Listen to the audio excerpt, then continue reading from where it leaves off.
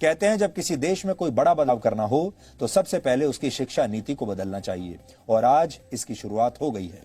भारत सरकार के मानव संसाधन विकास मंत्रालय ने आज इस नई शिक्षा नीति की घोषणा की है। इसलिए आज हम आप सबको बताएंगे कि इससे देश के तमाम छात्रों, उनके परिवार और उनके माता पिता के जीवन में अब क्या क्या बदलाव आने वाले हैं। अगर आप छात्र हैं या किसी छात्र के माता पिता हैं तो आपको ये सारी जानकारियां बहुत ध्यान से सुननी चाहिए और अगर आप चाहें तो नोट भी कर सकते हैं। तो अब आपको बड़े बड़े बदलाव बताते हैं। अब तक भारत की स्कूली शिक्षा व्यवस्था 10+2 के फॉर्मेट पर चलती थी, लेकिन अब इसे 5+3+3+4 के फॉर्मेट में बदल दिया गया है। इसके तहत स्कूल के पहले 5 वर्षों की पढ़ाई फाउंडेशन स्टेज मानी जाएगी, यानी इस दौरान छात्रों के लिए मजबूत नींव तैयार की जाएगी। इसका करिकुलम NCERT द्वारा तैयार किया जाएगा और इसमें प्री प्राइमरी के 3 वर्ष और पहली और दूसरी कक्षा का एक वर्ष शामिल होगा, यानी प्री प्राइमरी के 3 साल और फिर पहली और दूसरी कक्षा के 2 साल। इसके तहत बच्चों को खेल कूद और अलग अलग गतिविधियों के जरिए पढ़ाई कराई जाएगी, यानी इन कक्षाओं के छात्रों के लिए किताबों का बोझ अब पहले जितना नहीं होगा। इसलिए हम कहेंगे कि जो छोटे बच्चे अब स्कूलों में जाएंगे और अपने शिक्षा की यात्रा को आरंभ करेंगे वो बहुत किस्मत वाले होंगे। इसके बाद अगले 3 साल यानी तीसरी कक्षा से 5वीं कक्षा तक की पढ़ाई के दौरान छात्रों को भविष्य के लिए तैयार किया जाएगा। इसके तहत छात्रों का परिचय विज्ञान, गणित, कला, सामाजिक विज्ञान और ह्यूमैनिटीज जैसे विषयों से करवाया जाएगा। इसके अगले 3 साल मिडिल स्टेज माने जाएंगे और इसमें कक्षा 6 से लेकर कक्षा 8 तक के छात्र शामिल होंगे। इस स्टेज में छात्रों को तय पाठ्यक्रम के मुताबिक पढ़ाया जाएगा और इसके बाद 9वीं से 12वीं कक्षा तक इस फॉर्मेट की 4 वर्षों वाली आखिरी स्टेज होगी। ये 4 साल की स्टेज होगी। इसमें छात्रों में किसी विषय के प्रति गहरी समझ पैदा की जाएगी, उनकी विश्लेषण क्षमता को बढ़ाया जाएगा और उन्हें जीवन में बड़े लक्ष्य निर्धारित करने के लिए प्रेरित किया जाएगा। लेकिन सबसे महत्वपूर्ण बात यह है कि अब स्कूलों में पहले जैसा स्ट्रीम सिस्टम नहीं होगा। इसका मतलब यह है, यानी अगर आर्ट्स का कोई छात्र फिजिक्स की पढ़ाई करना चाहता है तो अब वो ऐसा कर पाएगा और अगर अकाउंट्स का कोई छात्र, कॉमर्स का कोई छात्र इतिहास की पढ़ाई करना चाहता है तो वो भी ऐसा कर सकता है। लेकिन संभव है कि इसके लिए अलग अलग विषयों का एक पूल तैयार किया जाएगा और आपको उस पूल से ही अपनी पसंद के विषयों का चुनाव करना होगा। यानी अगर विज्ञान के छात्र को इतिहास में दिलचस्पी है और उसके पूल में ये दोनों विषय शामिल हैं, तब ही छात्र इनकी पढ़ाई एक साथ कर सकता है। हालांकि अभी इस पर पूरा स्पष्टीकरण आना बाकी है, लेकिन पहले की जो व्यवस्था होती थी, हमारे यहां 3 स्ट्रीम्स मानी जाती थी, या तो आप साइंस लेते थे या कॉमर्स लेते थे या आर्ट्स यानी ह्यूमैनिटीज लेते थे। और अगर आपने ह्यूमैनिटीज लिया है तो आप साइंस नहीं पढ़ सकते, अगर आपने कॉमर्स लिया है तो भी आप शायद साइंस नहीं पढ़ सकते, साइंस लिया है तो ह्यूमैनिटीज नहीं पढ़ सकते। ऐसी चीजें पहले हुआ करती थी अभी तक, लेकिन अब ये सब बदल जाएगा। अब आप फिजिक्स भी पढ़ सकते हैं, कॉमर्स भी पढ़ सकते हैं, अकाउंट्स पढ़ सकते हैं, एक साथ इतिहास भी पढ़ सकते हैं और फिजिक्स की पढ़ाई भी कर सकते हैं। दूसरी महत्वपूर्ण बात यह है कि 5वीं कक्षा तक की पढ़ाई अब मातृभाषा, स्थानीय भाषा और आपकी राष्ट्रभाषा में ही होगी। यानी अंग्रेजी में पढ़ाई की अनिवार्यता समाप्त नहीं होगी। माफ कीजिएगा, अनिवार्यता समाप्त हो जाएगी। अब अंग्रेजी में पढ़ाई की अनिवार्यता नहीं रहेगी। ये एक बहुत बड़ा बदलाव है। आप अपनी राष्ट्रभाषा में या अपनी लोकल भाषा में पढ़ाई कर पाएंगे। उदाहरण के लिए अगर आप 5वीं कक्षा तक अपने बच्चे को मराठी, संस्कृत या गुजराती भाषा में पढ़ाना चाहते हैं तो अब आप ऐसा कर पाएंगे और अंग्रेजी सिर्फ एक विषय के तौर पर आपको पढ़ाई जाएगी। यानी स्कूलों का जबरदस्ती अंग्रेजीकरण का दौर अब समाप्त हो जाएगा। 6ठी कक्षा में पहुंचने के बाद छात्रों को कंप्यूटर कोडिंग सीखने का मौका मिलेगा।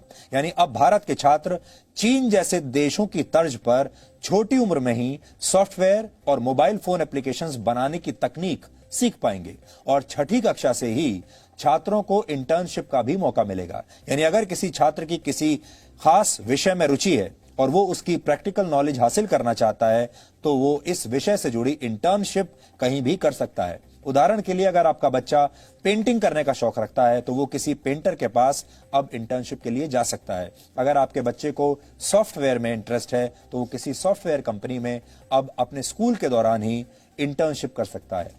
9वीं कक्षा से 12वीं कक्षा तक की परीक्षाएं अब सेमेस्टर के आधार पर होंगी। एक साल में 2 सेमेस्टर होंगे और हर 6 महीने पर एक परीक्षा होगी और दोनों सेमेस्टर्स के अंकों को जोड़कर आपकी फाइनल मार्कशीट तैयार की जाएगी। यानी अब एक छात्र के तौर पर आपको पूरे साल पढ़ाई करनी होगी और आप ये कहकर बच नहीं सकेंगे कि आप सिर्फ फाइनल एग्जाम्स की तैयारी करना चाहते हैं। इससे पहले आपने देखा होगा बहुत सारे छात्र ऐसे होते हैं जो साल के सिर्फ आखिर में कुछ समय तक पढ़ते हैं, 1-2 महीने पढ़ाई कर लेते हैं और फिर उसके आधार पर वो फाइनल जो परीक्षा होती है उसमें बैठते हैं और उनमें से बहुत सारे लोग अच्छे नंबर ले भी आते हैं। लेकिन ये वो लोग होते हैं जिन्होंने पूरे साल पढ़ाई नहीं की। अब आपको पूरे साल पढ़ाई करनी पड़ेगी। इसके अलावा बोर्ड की परीक्षाओं को आसान बनाया जाएगा और इसमें छात्रों की क्षमता पर ज्यादा ध्यान दिया जाएगा। रटने की क्षमता नहीं, समझने की क्षमता पर ध्यान दिया जाएगा। ट्यूशन और कोचिंग क्लास के जरिए रट्टा लगवाने की आदत को समाप्त कर दिया जाएगा। बोर्ड परीक्षा देने वाले छात्रों को अब उनकी पसंद की भाषा में परीक्षा लिखने की पूरी छूट होगी। उदाहरण के लिए अगर आप चाहें तो हिंदी या अंग्रेजी में से किसी एक भाषा में अपनी परीक्षा दे सकते हैं। छात्रों के रिपोर्ट कार्ड्स को भी अब पहले की तरह तैयार नहीं किया जाएगा। किसी छात्र को फाइनल मार्क्स देते समय उसके व्यवहार, एक्स्ट्रा करिकुलर एक्टिविटीज में उसके प्रदर्शन और उसकी मानसिक क्षमताओं का भी ध्यान रखा जाएगा। इसके अलावा रिपोर्ट कार्ड को 360 डिग्री असेसमेंट के आधार पर तैयार किया जाएगा। इसमें छात्र खुद को भी अंक देंगे, यानी अपना खुद का भी विश्लेषण करेंगे। विषय पढ़ाने वाले शिक्षक भी छात्र को अंक देंगे और छात्रों के सहपाठी भी उनका आकलन करेंगे। कॉलेज में पढ़ाई करने वाले छात्रों के लिए भी इस नई शिक्षा नीति में बहुत सारे बदलाव किए गए हैं। इसलिए जो छात्र अब कॉलेज में इसके बाद जाने वाले हैं वो भी ध्यान से अभी देख लें।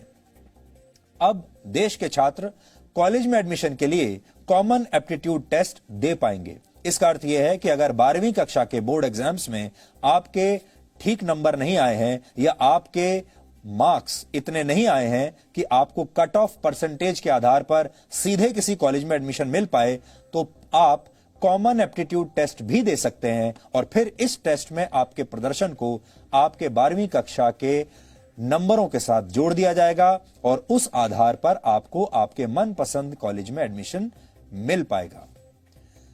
ग्रेजुएशन की पढ़ाई को 3 और 4 वर्षों के कोर्स ड्यूरेशन में अब बांट दिया जाएगा।